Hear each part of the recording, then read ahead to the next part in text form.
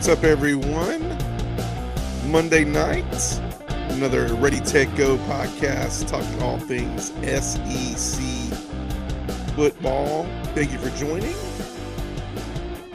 joining. Man, we are getting to a crucial time of the year. A lot going on. We're getting into a kind of a mixture of what's going on playoff-wise, what's going on in the East, the West of the SEC, what's going on. The little coaches carousel got kicked off this week with a couple of SEC coaches. So a lot to talk about tonight, a lot on the docket. We're going to recap games. We're going to talk what his playoffs look like. We're going to talk Jimbo Fisher, Zach Arnett. We're going to pick the games for this week. But before we do any of that, just want to give a shout out. Make sure that you are sharing. Tell your friends at Ready, Tech, Go, talking all things SEC football, going live tonight. Make sure you share this, like this, go on my YouTube page, follow, like it. Really going to focus on trying to get TikTok up and rolling. It'll be much easier after the season is over to talk about recruiting news and things that's going on in the SEC in the off season, things of that nature. So it's definitely on the list. Haven't done it yet, but looking forward to it. But so not to get too long-winded tonight, let's hop right in, obviously, with games from this past week. Recapping a little bit quick tonight. Texas A&M, Mississippi State. Texas A&M took care of business 51-10. Early kick there in College Station. Arkansas, Auburn, man. I picked Auburn, but 48-10 Auburn, really good showing from them. Peyton Thorne, 3 touchdowns. I thought they had enough for 4. I could have sworn I saw him at 4, but 3 touchdowns. Auburn looked really good, 6-4, becomes bowl eligible with that win. Final South Carolina over Vanderbilt. I picked Vanderbilt on this, man, because I couldn't imagine if I was going to have a chance to pick Vandy against the SEC team. I thought it was going to be against South Carolina. Shane Beamer and the boys take care of business 47-6. LSU 52-35 over Florida in LSU. Over 700 yards of total offense for LSU in that game. Dear Lord, it's a defensive coordinator's nightmare. Alabama runs all over Kentucky 49-21. Pretty much putting Kentucky where it's kind of scary to be because they started out so hot. Now they end up 6-4. We're going to look back at where the standings, where I picked everybody at the beginning of the year and where they stand right now really soon. But that puts Kentucky in a non-favorable era right now. 6-4. There was some teams like Auburn who, I mean, you look at Auburn and in the West, they're playing a little bit tougher of a schedule. They got the same record right now, and it's puzzling. It's puzzling at the most. Missouri beats Tennessee in Missouri to 36-7, beats them handedly. And so that clinched the East for Georgia before Georgia even took the field for this game against Ole Miss. And Ole Miss, Georgia was the nightcap in the SEC, along with Florida and LSU. But Georgia wins 52-17 on a very good showing for Georgia. Strong showing at home for senior night. A lot of big things going on for Georgia as we recap. Let's start right there in that game. So quick recap of that game. I mean, everybody had Georgia as a close game. Even myself and how I picked it, I did not think that Georgia would cover the spread, merely because of these reasons. Because, you know, it's Lane Kiffin, it's Ole Miss, great offense. I thought the defense this year under Pete Golding they showed him points, no. But I thought they were much improved from the defenses of the past from Lane Kiffin with Pete Golding. And I think this is a rebuilding year. But wait till you hear, I mean, I don't want to talk too much about Ole Miss coaches because wait till you hear what we're going to talk about later on. But I thought Georgia did. It was one of their best showings, in my opinion. They played the number 9 team in the nation who lost to Alabama as their only loss by 14 points. Ended up losing 52-17. It looked close at the beginning. First quarter was neck and neck, 7-7, 14-14. And I always say this, man, you know, not only Kirby, but Schumann makes incredible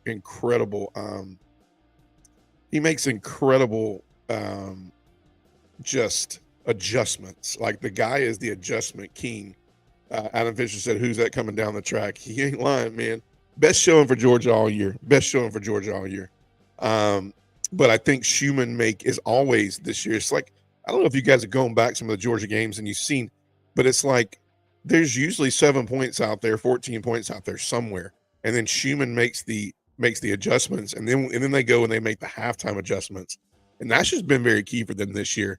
And so on the heels of another incredible game by Carson Beck, who was up until that interception he threw right before the half, which really just kind of took their complete foot off their neck. He was like 13 of 14. He's been incredibly accurate this year. He's been a person he's been a guy that's protected the ball and done exactly what Kirby Smart wants, but I think has elevated them to a level where the passing game is really built off a lot of weapons. You saw Brock Bowers coming back.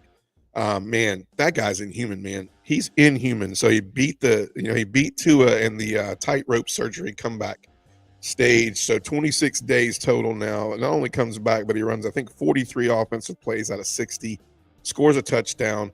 For the first quarter and a half, he was an incredible decoy. Because in that time that they were without Brock, they were able to get healthy at running back. They were able to get healthy Dejon Edwards and Kendall Milton, who ran the ball extremely well. Rushing for over 200, passing for over 300. And man, that offensive line looked like the number one offensive line in the country, man. Getting Amarius Mims back was huge. I did say last week I thought Amarius Mims would start, and he did. He played a good bit of the game, but just you watch Georgia get healthy. You watch them get healthy, and I do feel like Ole Miss has a really, really good team this year. Really, really good team. They have a lot of outstanding players, and the defense was just, Lane Kiffin said it. He was like, I look back there sometimes, man, and it was like 10 yards per play, and it did feel like that. It felt like watching that game, Georgia could do no wrong. So they obviously, with that win, they had it sealed up actually before the game started, where Missouri beat Tennessee. But Georgia does win the East. The two teams that I picked in the beginning of the Ready to Go podcast season, Alabama and Georgia, will meet in the SEC championship. It will be another wild game because Alabama has gotten a lot figured out since we talked about Alabama needing to figure some things out 4, 5, 6 weeks ago. And then the game leading up to that, Missouri, Tennessee. I said it last week. I think Missouri's one of the best defenses that Georgia's going to face this year, and Tennessee saw that. I think they put a lot on Milton, like we talked about. I think it made them be one-dimensional. And I think Missouri's defense is incredible. Schrader gave Georgia problems, and he gave Tennessee fits. I think he rushed for one or 200 and caught, and he had like 300 something total yards. First back to do it in a long, long time, to rush for 100 and receive for 200, or was it vice versa? I have no idea. All I know is Missouri manhandled Tennessee at home. And so that's going to leave a chip on Tennessee's shoulder. What they have to play for, I feel like, is next week. And we'll preview that game in a little bit. And then Florida, LSU. 700 yards. 700 yards. Florida's defense, their offense was fine. The offense was fine. And if you look, I said this last week, I was like, LSU's just looking to hold somebody to 35 points or less. They held somebody to 35 points, and they won by 20. They won by 17. So when you look at it, I think LSU, I think LSU will be looking for a defensive coordinator come the end of the year. And I really think that in their best interest, like, they have the offense figured out. But I will tell you that, I feel like our boy, Brian Kelly, I feel like his expertise in this area, he's a head coach. He's a guy who knows how to rally the troops. I don't particularly care too much for him. I don't think he's an incredible motivator. I don't know. I think, I do think now that you look at Notre Dame and look at some of the inconsistencies at Notre Dame, you can see what he struggled with. But I do feel like he had the opportunity to do a lot of great things at LSU. The defense looks horrid this year, but if they have a defense, they beat Florida. If they have a defense, Napier's looking for a job, because that score could easily be 52-14. Excuse me. That score could easily be 52-14. But for needless to say, Jaden Daniels, incredible game, 700 yards of total offense for LSU. They dominate in Baton Rouge. So that's it for recaps. Let's hop right in. Hot topic of conversations tonight. Hot topic. Jimbo Fisher, Texas A&M. I kind of called this. I've called this. There's been a couple of guys that I've been like, I'm concerned about all year. I was concerned about Jimbo. I was concerned about Shane Beamer as of late. I even mentioned Zach Arnett last week. And then, 2 out of the 3 of those coaches finally get it. So let's talk a little bit really quick about Jimbo. So a lot of scenarios going on right now in college football. You nailed this one. Yeah, I mean, I didn't want to be the one that nailed it. I mean, I don't wish bad on anybody, but I will look at and I'll tell you this: he's not going to be leaving. I mean, he's a $76 million man right now, and he's leaving. He was asked to leave, and they gave him $76 million on the way out. I think 13 or 14 million of that is guaranteed by like next week. Have the check ready next week because I'll be looking for it. And then I think they have to pay him $7.5 million a year to sit at home. I mean, he's the highest. He's making more than half the coaches out there sitting at home. So I think let me just say what I think happened here.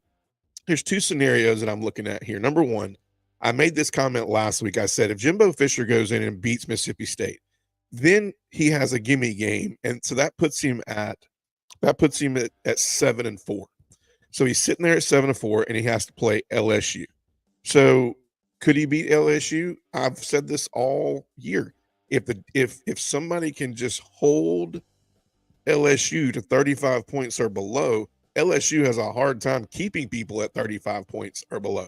So, like, I had a good feeling. I feel like that LSU is going to be favored in that game. I do know they'll be favored now without Jimbo, but I feel like that LSU is going to be favored, but not by a lot. I can see them coming in maybe like -7, maybe -9, something like that. But so that puts them at 8-4, and he has a winning season. Now, all I can think is that here's my number one scenario is that Texas A&M is really just done. I mean, if you look back, the decision, people are asking, well, why did they let him go out and beat Mississippi State and then fire him? That decision was made on Thursday. So that decision had to go through a lot of different steps because you are talking about wasting $76 million. So obviously, before they go before the board and say, we want to get rid of Jimbo Fisher, somebody's going to be like, have we done our homework on this? Because we are going to be paying him $7.5 million for the rest of his life, it's going to seem like, and then $13 million within a week. So are we sure about this? Obviously, they have a guy that comes in and says, I feel like the program should be ran like this, XYZ. And so they fire him. But I do feel like it was made off of the fact of if he goes 8-4 and he gets to LSU, and he beats LSU, then it's like, can we fire him? Do we have enough like firepower to fire him and not be able to not for every news outlet in America to make Texas A&M look like the bad guy? I think at 6-4, 7-4, and they go back and say they technically made the decision before the Mississippi State game, but at 6-4, they're basically claiming a barely bowl eligible team is not worth the 3rd highest paid coach in the country. And then, yep, there you go. I'm going to post this one up here real quick from Adam Fisher. So they have someone else in mind for that job. That's my other one. Now, I do think that either way they're covering their P's and Q's. Do I think that this one right here is the answer? I don't know. It's what we're going to talk about right now. Or do they go right now? Like I've had discussions. I have somebody that I think is right now. You got to know that if you are ready to pull the trigger on Jimbo Fisher, who in my opinion, maybe the stats don't line up, but he's a great football coach. I just don't think he was able to get it together at Texas A&M. I never thought he was able to get it together towards the end of his time at Florida State. I think that's where he fell off. I think integrity-wise, he fell off. I don't think there was a lot of coaches wanted to coach for him after that. I just think they look at Jimbo and his integrity, and I don't think he gets great assistance because of that. I don't know if he's a great coach to work for. That's speculation, but I could see that. you look at Jimbo and he's kind of not the guy. You see him walking around and he just kind of looks like a dictator sometimes. So when you look at this scenario, you go, they have somebody in mind. Now, the question is who do they have in mind? And so here's the names that I have flying around. I'm going to give you who I think will be the person. I'm going to give you the long shot, and I'm going to give you who could be the person. So I don't know. I mean, what I say is it's not a long shot, but could be the person who I think will be, and who I think is a crazy, crazy long shot out of all three of them. So, and you got to remember, they're making this decision now. So it would not it either they're making it available so that there's either so much toxicity that's going on with Jimbo right now, they got to go, okay, let's get him out of there. If they go, they're going to win next week. They're going to be 7-4. And if they beat LSU, so be it. 8-4, we make ourselves look really good to other coaches. So that's where we're at now. I will tell you, I'm going to pick who I think it will be, and I'm going to give you the reason why I think it will be. So Jimbo Fisher got fired on Sunday. Don't quote me on this, but look at how this lands. Jimbo Fisher gets fired on Sunday, right? After the Mississippi State game. Now, they knew on Thursday night. Would they have fired him Friday night? I don't know. I think without Jimbo Fisher, they could have went in there and won that game on Saturday. What did happen Saturday night before Sunday morning was these two things. Well, this one thing, sorry. Ole Miss lost to Georgia, and Alabama clinched the SEC West at about 7:00. And then Ole Miss, they lost. And even if they were going to have a chance to still be in there, Alabama would have had to lose. Ole Miss would have had to beat Georgia. But what happened at about 10:30 on Saturday night was Lane Kiffin is now not in contention for anything in the SEC West, which means he might be a person of interest that could take the job immediately. That could be like, hey, we don't have anything else to play for. I'm getting out of Dodge. I personally think the best pick for Mississippi State is Lane Kiffin. Adam Fisher, you say Schumann. Schumann's on that list for me, and I'll tell you why. I still think, and I'll just hope to be wrong. I don't think that list is short. I think it's so short it's already known. I don't think they're just thinking Schumann. Schumann's not going anywhere, man. This is somebody that they got to get like within the next week or two, and Schumann's invested at least for another. I mean, you got to think. When you look at Georgia, you got to think. You got Tennessee, you got Tech, you got the SEC championship. Then you got, a bowl that's going to be somewhere New Year's or beyond bound. This is not a guy that can step in and just take that job. I think Texas A&M is looking for a person that can take this job now. Recruits got to be saved. Things have to happen now. You don't give them up right now for no reason. And I told you the first reason it might be is because we don't want them to finish 8-4, and then I gotta save Jimbo's job, and it's not good enough. So I think Lane Kiffin lost that game, and Alabama won that game at 3:30, and they lost to Georgia at 7. And Lane Kiffin became available mentally, and they go, let's get rid of. Now, the other name out there that's flying around is Dan Lanning at Oregon. Now, I'll be honest with you, kind of same thing. It's like when you look at Oregon, either Washington or Oregon, one of them is going to get Trump mate. They're going to get trumped out of it. Yeah, there's going to be a Pac-12 championship. But what you could foresee in that is, you look at one of them, and one of them is going to get ousted. There's a lot of speculation around the playoff, and we'll talk about it in a second. A lot of crazy scenarios going on. I don't think it's Dan Lanning. I think he's out at Oregon. I think he's hunkered down. Money talks. Money talks. And if A&M can give away $76 million, they can definitely pay whatever the money takes. I think if they were not ready to make that decision and do it, they would never have pulled the trigger. I don't think Dan Lanning's the guy. I don't think Schumann's the guy. I'm going to tell you my long shot. So here's my long shot. My long shot is Deion Sanders up at Colorado. Okay.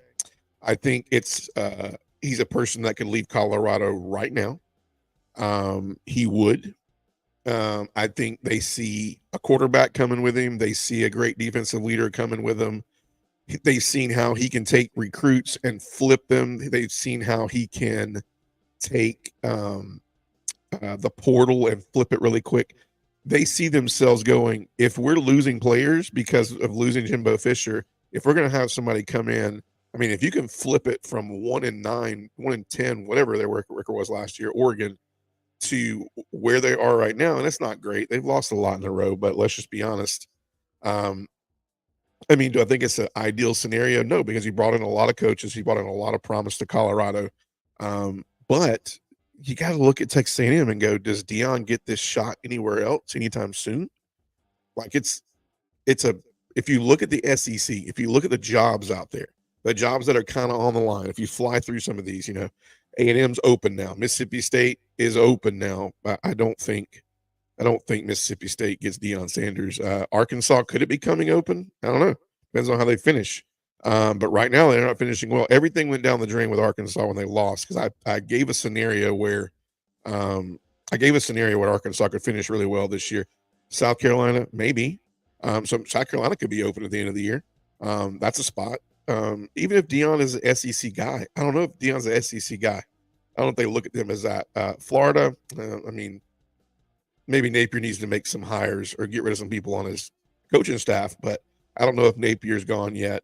Tennessee's good. Missouri's good. Kentucky Stoops. I mean, Kentucky doesn't think Stoops is not good, but I'll be honest with you. What has Stoops done? I mean, he's recruited. He's hit the portal. He's gone, 6-0 and then lost the next 4. I think Ole Miss is good unless their coach leaves, and Georgia's fine. So, you look at this scenario and you go, let me read this question coming in from Adam Fisher. So would he leave his sons at Colorado? His sons wouldn't immediately be eligible if they transferred, right? Like we all know, they can transfer. They can transfer. I have to look at that rule, maybe because there may be something in the mix of transferring the exact next year. That's a good question, though. It's one that needs to probably look up and answer.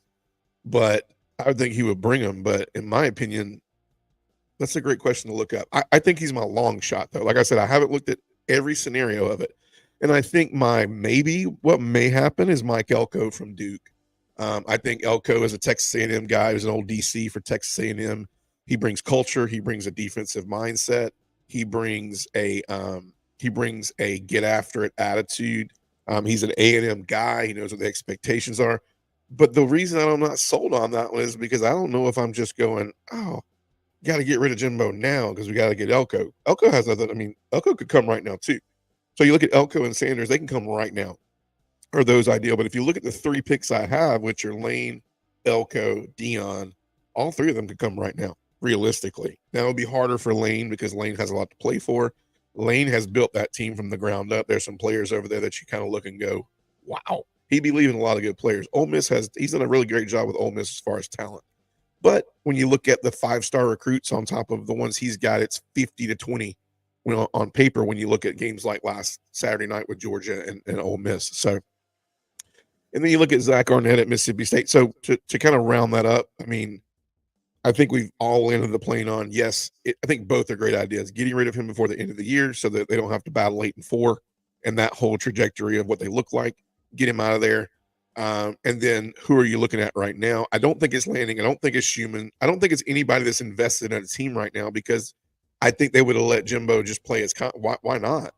Like, why not? And if they're not thinking like this is a done deal, they don't need to wait on LSU. They don't need to wait on it. They get rid of him. So I think it's somebody that can come immediately. But I don't think you get rid of $76 million for also a person that's not a coach that's not he's not ready now. Like this is not gonna be I think I saw something out there for what was it? UTEP or something like that, or University of Texas. I can't remember the guy's name, but they're not going after. This is not some flash in the pan hire right here. This is a legit guy. I mean, they went after Jimbo. This will be a younger. This will be a younger, flashy guy who can get recruits in there. I mean, look at the money that A&M brings to the table. They're going to get recruits. They need a flashy guy, a recruiter. I think it's Lane Kiffin. I'm calling it. I'm hitting the driver off the cart path, and I'm calling Lane Kiffin on this one. And my long shot's Deion. The safe bet's Mike Elko. Then you look at Zach Arnett at Mississippi State.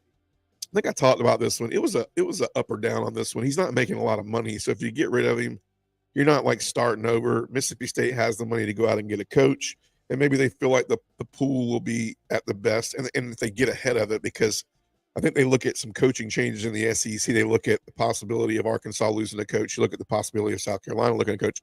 Does Vanderbilt get rid of Clark Lay? Who knows? Does Florida get rid of Napier? There could be a lot of mix up. Heck, is Stoops over?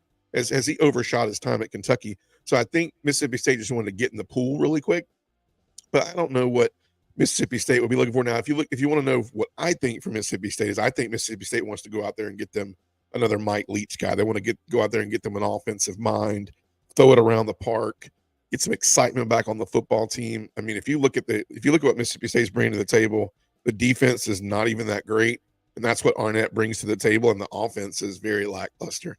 And I told you, man, Will Grier, and I mean, they're used to that post-it note Mike Leach offense, and it just didn't pan out. It's going to be a rebuild for them at Mississippi State. And so I think they do go for the flash in the pan hire. They find them a young guy, maybe out of maybe they go into the ranks of a Division II or something of that nature. They pull some really some guy that's really, I mean, maybe that's a Schumann look. I don't want to lose Glenn Schumann. I don't even want to mention his name, but maybe that's a Schumann look or something like that. But we'll see. But I do think they'll go for the young guy or the person that can come in and kind of make a name for themselves. But I do feel like that was an up in the air thing. I feel like they didn't have a lot of money to pay out. It was easy to stay, easy to go. But I also think maybe Mississippi State feels like with a couple of their players they have now, they can win now. And so they don't think it's a complete rebuild. And then anyone else, like, is there who's next? Like, what do we think is next on the list? And I'll kind of get into that more when we pick the games tonight. But the names that come to mind on my list are, is Florida should have been bowl eligible. Like, Florida's sitting there at 5-6. Let me pull this up real quick. Let me click on Florida. I want to look at Florida's remaining games at 5-6. I think I said this. Yeah, man, you guys, what you don't understand is Florida right now is sitting there with a possibility to not be bowl eligible. To me, this schedule said they should have been bowl eligible. They beat McNeese. They beat Tennessee. That was a good one. Charlotte was a dub. Kentucky, I felt like Kentucky at Florida should have been a win. That should have been their fourth. Vanderbilt was. South Carolina was. Arkansas should have been a win. They should have been the floater game should have been Arkansas or Kentucky or Tennessee. They needed to win 2 out of 3 of those. They won 1 out of 3, and now they're left with Missouri, and they're left with Florida State. They got to go to Florida State, and they're at Missouri. It's not looking good for Florida, man. It is not looking good at all, and I don't know. It just depends on if they look at Billy Napier and go, yeah, we're done with you too. I'll tell you one thing: they need to be done with the defensive coordinator from Florida because he's bad. That's not the Florida defense of old. So that job could be available. I think it makes Hugh Freeze look a hell of a lot better this year. Hugh Freeze is sitting there bowl eligible now, and he's going to. I mean, Hugh Freeze is sitting there 6-4, and I think I mentioned this. I mean, Auburn could finish up 8-4. I think they got to win next week. They'll go 7-4. They're actually sitting at the level that Texas A&M or an Arkansas could have been sitting at. They got New Mexico State at home. That should be a win. They should go 7-4. And then, man, you want to talk about a chance to shock the world? They got Alabama coming to town, and that game's almost surely to be a 3:30 or a night start in Jordan-Hare. Man, that one's panning out, man. I just think Auburn has to go. Can we muster up enough defense and not let Jalen Milroe run around the whole freaking field for the time and get the win? But it makes Hugh Freeze. I mean, it kind of turns around. I mean, think about where Auburn could be right now. If you look at some of the ones that I think they could have won, I'll say should have, but could have. Texas A&M, I thought they could have won that game. And in my opinion, the Ole Miss game, I thought they could have won that game. Guys, Auburn could be sitting here with those 2 wins, even one of them. They're sitting here at 7-3. I mean, they're 8-4. Even if you assume they lose to Alabama and beat New Mexico State, so very interesting. We're going to look back where I picked everybody and where they're going to finish. But But then the other job I think that could come available is South Carolina. I think it will come available. I think Shane Beamer will get fired this year. I don't think South Carolina is going to wait on this. I don't. His integrity, the characteristics of winning, and he's had the opportunity to win now. I mean, he has recruits. He went in the portal. He got offensive linemen. I mean, excuse me, the guy's got everything he needs over there. I mean, Spencer Rattler, he came in as a Heisman candidate. Things of that nature. Dion to Florida. I mean, Dion somewhere. I mean, the SEC. And here's the thing: you got to think about the SEC's thinking about. Yeah, it wouldn't because he recruit really well down there. Also, it would be Karma to Florida State who passed on him, but we'll see how Florida State pans out in the next few weeks. Because Florida State's had problems with teams that they should not have problems with. And I don't mean small problems, big problems. I'm getting a little bit less invested in Florida State as a contender. They could go undefeated and possibly not get in that spot in the 14 playoff. But when you look at South Carolina, I think that job's open at the end of the year. So you could stand there looking at possibly Texas A&M, Mississippi State, Arkansas, South Carolina, and Florida all being open at the end of the year. And if you want to throw Kentucky in there because Kentucky sees somebody they need to go get, you never know. Some people are saying Mark Stoops to A&M. I don't believe that. I don't know what people see in Mark Stoops. I don't. I think he's a coordinator. He has a coordinator mindset. I don't think he has that go get it win attitude. I mean, he went after some people. Devin Lear didn't pan out this year, but I don't want to sidetrack too much with that. But those are the jobs I think are also open. So let's look at playoffs real quick. Let's look at the playoff picture. So as we look at, obviously the playoffs come out. Obviously the playoffs come out tomorrow night. Again, week 3 of this. Last Tuesday, the committee decided to keep everything the same. I'm going to swallow water here. They decided to keep everything the same. And so they had Florida State at 4. They had Michigan at 3. They had Georgia at 2. Ohio State at 1. Now, a lot of people are saying this is going to definitely change this week. Me personally, I definitely think it should. Do I think it matters first? No. Do I think it should? Yes. I am on the same lines of Kirby. I mean, you get in. There's a lot of games ahead. You look at Georgia, you look at what's coming, down the way, and we'll look at some top 25 action really quick. I love talking about the playoffs because it affects the SEC, but it gives us a chance to kind of step outside of the box as far as what's going on outside.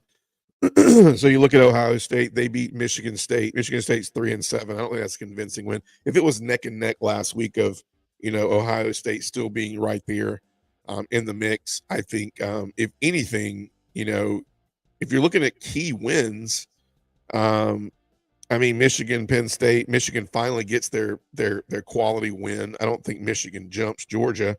If anything, maybe they make it interesting and piss Ohio State off, and Georgia moves to 1. Michigan moves to 2, and then Ohio State drops to 3 because they played Michigan State. They had the least quality win of those top 3 teams this week. I mean, Georgia beats number 9 handedly. Michigan beats number 10. I don't say handedly, but it was not a game with about 8 minutes to go in the fourth quarter. And then you see, Ohio State and Michigan State. And you see Florida State, who took it all the way to the end of the game and had trouble with Miami, had trouble closing the game out in the fourth quarter. So the things you got to look at, though, are the Washingtons, the Oregons, and the Texases. I mean, when you look at those 3 teams, this is exactly why this is great that this is the last year of the 14 playoff, because in all honesty, you have 8 teams right now that deserve to be in the playoff, not to mention the 12, but you have 8 teams that are deserving to be in it. I think right now, if you were just on paper, just looking at it without playing these games out right now, Ohio State deserves to be in it. Georgia deserves to be in that talk. Michigan deserves to be in that talk. Florida State deserves to be in that talk. Washington does, that's 5. Oregon does, that's 6. Texas does, that's 7. And Alabama does, that's 8. So you got an 8-team playoff right now that you would argue that any of these teams should be in. Now, at 9 is where it gets a little bit weird. Then you bring in you start bringing in who are the 2 lost teams that should be in there type thing. And I think it drops off considerably. However, you start to see your Tennessees creep in there. You start to see your Missouris creep in there. You start to see Your USC's got 4 losses. I don't know if I'd have them in there. So you start to see a little bit of I think the 8 teams where you're at. You start to see the Louisvilles, in there at 9-1. So when you look at how this all will pan out, you got to be concerned about how this is all going to look and how it's all going to get towards the end, because you got Louisville sitting right there. They go to Miami and they play Kentucky. So you're probably looking at a Louisville Florida State ACC championship. That's going to be a good one. That's going to be a real good one. But however, I venture out there to say is Florida State would have to really plunge Louisville to be able to be considered over an Oregon or over a Washington or a Texas, or even, not a 2-loss Alabama, but if for some reason that Alabama beats Georgia, a 1-loss SEC champion, like they're in. So, man, I would be worried about that with Florida State. So if we're looking at what the playoff committee, I think they'll do, what I think they'll do next week is I think they'll move Georgia to 1, Ohio State to 2. Michigan will stay at 3, and then Florida State will be 4. I think that's what I think they'll do. I think it's deserving that Georgia moves. Once again, I'll preempt this with I'm like Kirby. I don't look at this really closely like this. If they're in the 4, it's all going to play out. Ohio State and Michigan are going to play. Georgia and Alabama, and Georgia, Alabama, Georgia, Tennessee, Georgia, they're going to play. It's going to get played out. And so the only team that Florida State, they got Florida. They have, I look back now, they have the ACC championship, but Florida has to win. Like Florida State has to win. They can't rely on winning the ACC to just get in. So when you look at that, I think that's how it ends. But when it comes down to the Pac-12 championship, like let's look at that real quick. So Pac-12, obviously Oregon, Washington have played each other. Washington getting the better end of that. When you look at, standings on that end, I think, and forgive me here because I'm going to look at standings real quick. I'm going to click. I'm prepared, but we are working with the internet world right now. And so I'm going to click over to the Pac-12. Let's talk a little bit about what we think the Pac-12 will look like coming into the playoff scenario, both sides. So I think you're looking at an Oregon-Washington rematch. I forgot. I think that's my fault. I thought they had divisions. But you're looking at an Oregon-Washington rematch. And so a lot of people would say, well, does Oregon beat Washington, and Washington kind of holds the deal breaker in that? No. I think Oregon's a very hot team right now. I think if Oregon played Washington right now, Oregon would win. So with that being said, there's a lot to say there. Texas, when you look at when you look at what's going on with Texas right now, they have the head-to-head win against Alabama. I think when you look at the Big 12 and you look at what Texas is going to go up against, I think Texas is probably going to play Oklahoma State winner maybe in there. Is it a rematch? Is it a Texas-Oklahoma rematch? I don't know. There's a lot that can be broke down in that, but I do think there's a lot to talk about. Does Oklahoma got them the first time, so who's to say they won't get them the second time? I have no idea, but I know Texas out of the Big 12 has the clearest path. So there's a lot going on, but everything's going to kind of pan out. So really what we need to look at is just what's going to happen tomorrow night. I think Georgia's going to go 1. I think Ohio State 2, 3 Michigan, 4 Florida State. I think it's a waste of time to have a committee if they don't do that, because why do they need to watch any of the games? Why don't they just go, okay, guys, when we see what goes on, as long as nobody loses, we just keep it like it is. Why are they there? Very honestly, if we're going off of week to week, Georgia just beat the number 9 team in the country. Michigan just beat the number 10 team in the country, and Ohio State struggled last week with Rutgers. Ohio State beat Michigan State, but they should have beat Michigan State. Right now, I think Vanderbilt can beat Michigan State. Don't quote me on that, because I picked Vanderbilt against Arkansas, and they didn't play a complete game. So I think that's how the playoffs will go tomorrow night. So let's look at standings really quick. So beginning of the year, we looked at, then we're going to pick all these games, but beginning of the year, we looked at, I picked the game. So I had the East I had the East at let's look at it really quick. So I had the East going Georgia, Tennessee, South Carolina, Kentucky, Missouri, Florida, Vanderbilt. So the way it stands right now is Georgia, Missouri, Tennessee, Kentucky, Florida, South Carolina, Vanderbilt. So basically what happened was Tennessee moves down, takes the Kentucky role, and so it kind of panned out almost like that. I mean, we knew Vandy was at the bottom, Georgia was at the top. So when we look at that, you kind of see Tennessee and South Carolina. South Carolina is underperformed where they should have finished, in my opinion. I had a big plan for them at the beginning of the year. Then you look at the West, and I think some people thought I was crazy on this one. Let's see how I have it. I had Arkansas, Mississippi State. I think I apologized to Grant Adams and put Arkansas at the bottom, but I actually, if you look at it now, Grant, I actually gave him some credit. I gave him finishing next to last, and right now they're finishing last. Mississippi State, obviously, I don't know, does Arkansas have any more winnable games? Let me look at this real quick. FIU's a win, Missouri's a loss. I don't know, man. Let's look at Mississippi State. They're going to lose to Ole Miss. That's the Egg Bowl. Do they win next week though? Southern Miss. It's going to be a tie. So I mean, I'm giving you a little credit. So Alabama's going to finish. Alabama's going to finish at the top of this, like we picked. LSU looks like, barring an Ole Miss loss to A&M, they're going to end up second. And I picked them third. LSU is going to be in their third, though. A&M's fourth. That's where I had them. Auburn's fifth. That's where I had them, and I had Mississippi State and Arkansas. I felt like Auburn was going to do that. So that's good. So standings wise, I think we're where we said we're going to be, barring a couple teams. South Carolina probably the biggest disappointment out of all that. I mean, I thought Arkansas would be right there. I was concerned, and they kind of were. So that being said, let's move on. Let's pick these games for week 11. Coming up this weekend, week 11. A lot of big games, man. A lot of big games. Let's really look really quick. I'm going to pick a couple of these games outside of the SEC this week. I think that'll be fun. That'll be cool. It's actually week 12. I'm sorry. I think I'm saying week 11 because we had a bye. But see, as we hop in there, getting some text messages in, people that are watching right now,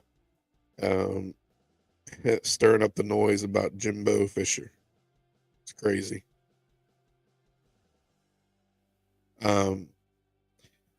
So some key games this week, obviously, you got Louisville, Miami. You have, man, there's not a lot going on this week, man. Not a lot at all, top 25 wise. Michigan's going to Maryland. I see now. I see. Yeah, Ohio State, Minnesota, North Carolina going to Clemson. That might be a good one. Clemson says if you ain't bought real estate in Clemson, you better buy it. You got Washington. Oh, that's the big one.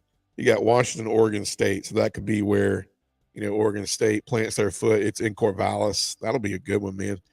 The line right now for Oregon State, Washington is Oregon State 1.5.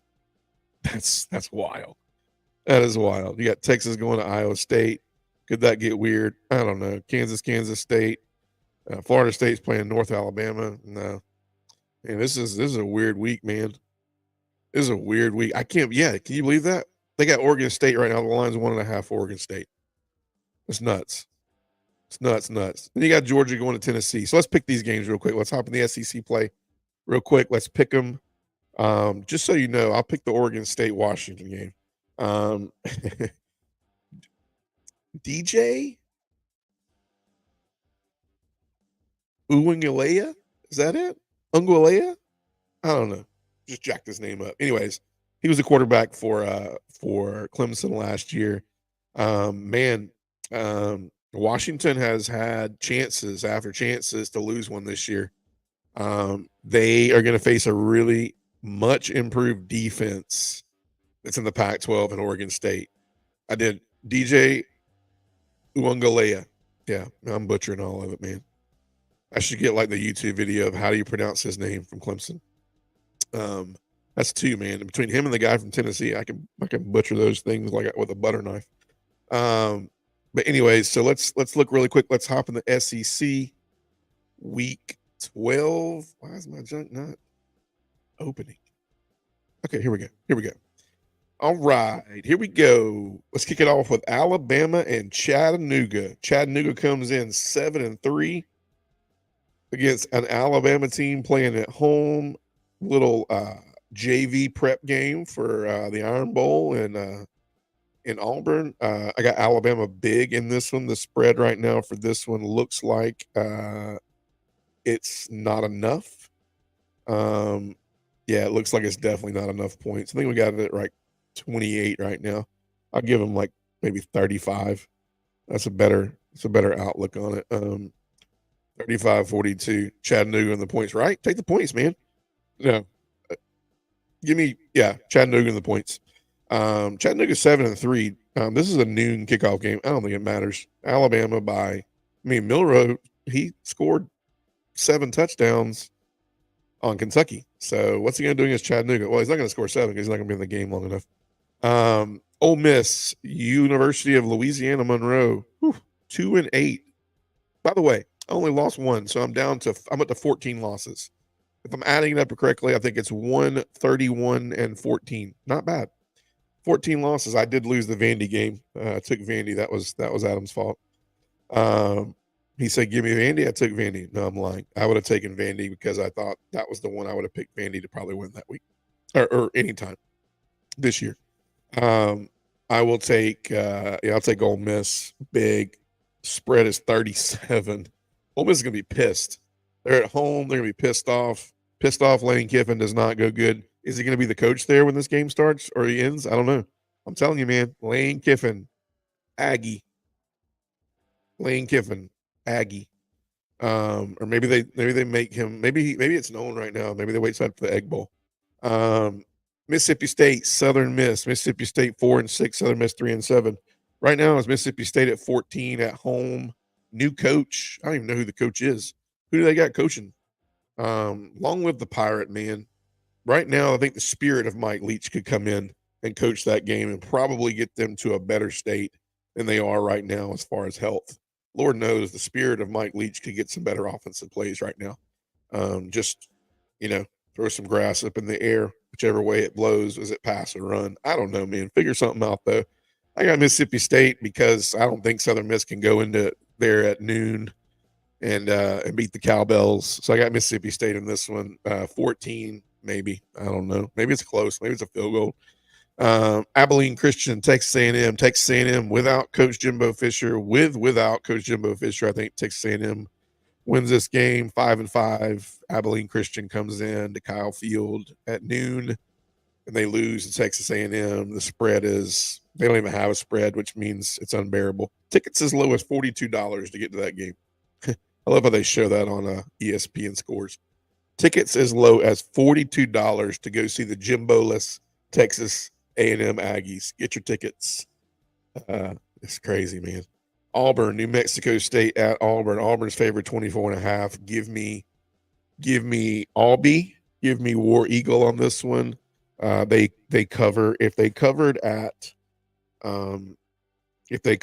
week at Arkansas, they're going to cover this week, especially at home. So give me Auburn. Takes Auburn to 7-4. Look at this, man. Look at this. Here comes Auburn. Man, coming into man, that Iron Bowl looks good on paper. It looks good for an upset, man. I'm telling you, it's brewing. Brewing. I don't want to say anything because we're going to pick this Georgia Tennessee game here soon. Give me Auburn. Give me the point. Give me everything. They cover everything. Missouri, Florida.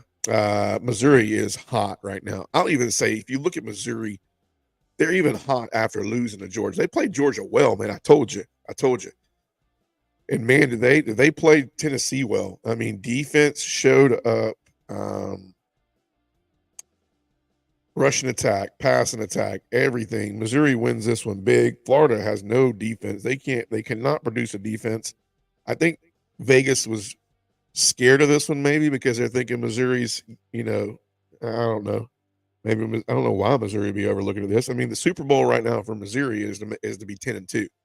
That was their Super Bowl. They don't have any goals, so they're 10-2 are their goals now, and New Year's Bowl. So give me Missouri, give me the points. 28, yeah. Auburn big 28. They got you, Adam. I'm with that. FIU, Arkansas. Man, I tell you what, it's so funny, man. Everybody else said Georgia with this schedule Georgia has, man. This schedule, man. Look at who they're playing. Man, it looks like Georgia has the only game this week. I mean, they really only do. Everybody else is playing FIU. We got New Mexico State. We got Abilene Christian. I'm on the wrong computer. We got Abilene Christian, Southern Miss, University of Louisiana Monroe, Chattanooga. Them Chattanooga boys, man, I tell you what, strength of schedule there is going to be right.